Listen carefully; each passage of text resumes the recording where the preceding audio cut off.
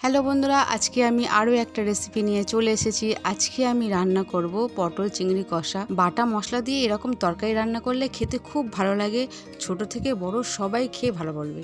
আর এটা বানানো তো খুবই সহজ। তো চলো বন্ধুরা, দেরি না করে রান্নাটা ঝটপট শুরু করা যাক।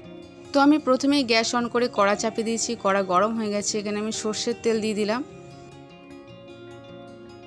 তেলটা গরম হতে ছেড়ে দেব। তো তেল এখানে গরম হয়ে গেছে। এবার এর মধ্যে আমি চিংড়ি মাছ দিয়ে দেব। প্রথমেই আমি চিংড়ি মাছটা ভেজে নেব। চিংড়ি মাছ বেশি ভাজলে কিন্তু শক্ত হয়ে যাবে, এই জন্য আমি অল্প করে ভেজে নেব। তো চিংড়ি মাছ ভাজার সময় আমি স্বাদ মতো নুন দিয়ে দিলাম আর অল্প একটু হলুদ দিয়ে দিলাম, দিয়ে একটু নেড়ে চেড়ে নেব। তো আমার এখানে চিংড়ি মাছ ভাজা হয়ে গেছে। এবার চিংড়ি মাছগুলো আমি তুলে নেব। বন্ধুরা, চিংড়ি মাছ ভেজে নিলে তরকারির স্বাদ খুব ভালো হবে, চিংড়ি মাছের কোনো গন্ধ থাকবে না। এবার এই তেলের মধ্যেই আমি আলুগুলো দিয়ে দেব। আলুগুলো আমি একটু লাল লাল করে ভেজে নেব। বন্ধুরা, আলু, চিংড়ি মাছ, পটল যদি ভেজে রান্না করা যায় তাহলে তরকারির স্বাদটা খুব ভালো হয়। তো এখানে আমার আলু ভাজা হয়ে গেছে। আলু ভাজাগুলো আমি তুলে নেব। এবার আমি পটলগুলো ভেজে নেব। তো দেখো, আমি এখানে পটলগুলো কেটে নিয়েছি। তো আমি এখানে পটলের গায়ে অল্প অল্প করে একটু খোসা রেখে দিয়েছি। পটল বেশি ছিঁড়ে নিলে পটল একদম নেতিয়ে যাবে। এবার আমি এটা খুব ভালো করে ভেজে নেব। এবার আমি এর মধ্যে স্বাদ মতো নুন দিয়ে দিলাম, দিয়ে আমি খুব ভালো করে পটলগুলো লাল লাল করে ভেজে নেব। গ্যাসের ফ্লেমটি এই সময় মিডিয়াম রেখে দেব। তো দেখো বন্ধুরা, এখানে পটল ভাজা হয়ে গেছে, একদম লাল লাল হয়ে গেছে। এবার আমি পটলগুলোও অন্য একটি পাত্রে তুলে নেব। এবার এই গরম তেলের মধ্যে অল্প একটু জিরের ফোড়ন দিলাম, আর দেবো একটা তেজপাতা আর একটা শুকনো লঙ্কা, দিয়ে আমি একটু নেড়ে চেড়ে দেবো।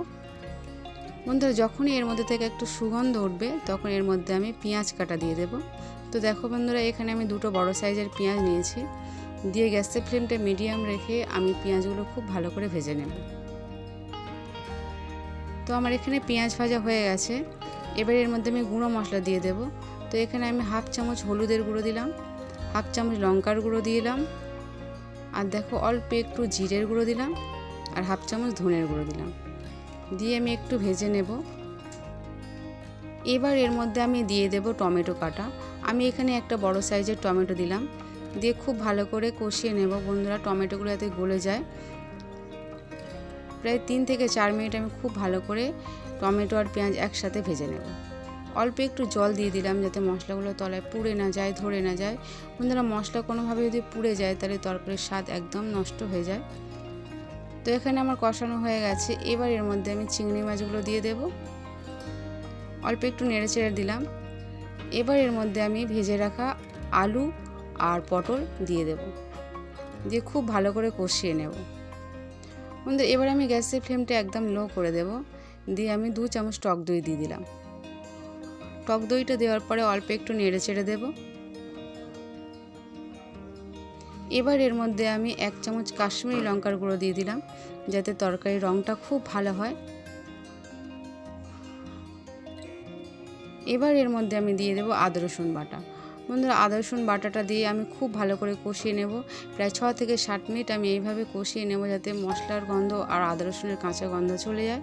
তো দেখো বন্ধুরা, কত সুন্দর হয়েছে, একদম মাখো মাখো। তো এখানে কষানো হয়ে গেছে। এবার আমি জল দিয়ে দেব। আমি পরিমাণ মতন জল দেব যাতে আলু, পটল খুব ভালোভাবে গলে যায়। জলটা দেওয়ার পরে আমি একটু খুব ভালো করে নেড়ে ছেড়ে দেব। এবার আমি গ্যাসের ফ্লেমটা হাই করে দিয়ে ঢাকা চাপা দিয়ে 10 মিনিটের জন্য ছেড়ে দেব। ফিরে এলাম 10 মিনিট পর। তো দেখো বন্ধুরা, এখানে কত সুন্দর হয়েছে। এবার এর মধ্যে আমি 1 চামচ গরম মশলার গুঁড়ো দিয়ে দিলাম। আমি এখানে ঘরে তৈরি করা গরম মশলা দিলাম, আর তার সাথে আমি ধনেপাতা কুচনো দিয়ে দিলাম, দিয়ে একটু নেড়ে চেড়ে দেব। বন্ধুরা, এই সময় গ্যাসের ফ্লেমটা একদম লো করে দেব।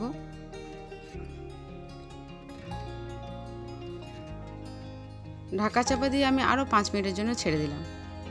ফিরে এলাম 5 মিনিট পর। তো এখানে আমার রান্না হয়ে গেছে। দেখো কত সুন্দর হয়েছে। এইভাবে যদি পটল চিংড়ি রান্না করা যায় তাহলে খেতে খুব ভালো হয়। এবার আমি পরিবেশনের জন্য অন্য একটি পাত্রে তুলে নেব। তো আশা করি বন্ধুরা, আমার রান্নাটা তোমাদের খুব ভালো লেগেছে। ভালো লাগলে চ্যানেলটাকে সাবস্ক্রাইব করো, লাইক করো, আর দেখার জন্য অনেক ধন্যবাদ। আর হ্যাঁ বন্ধুরা, কমেন্ট করে জানাতে ভুলো না।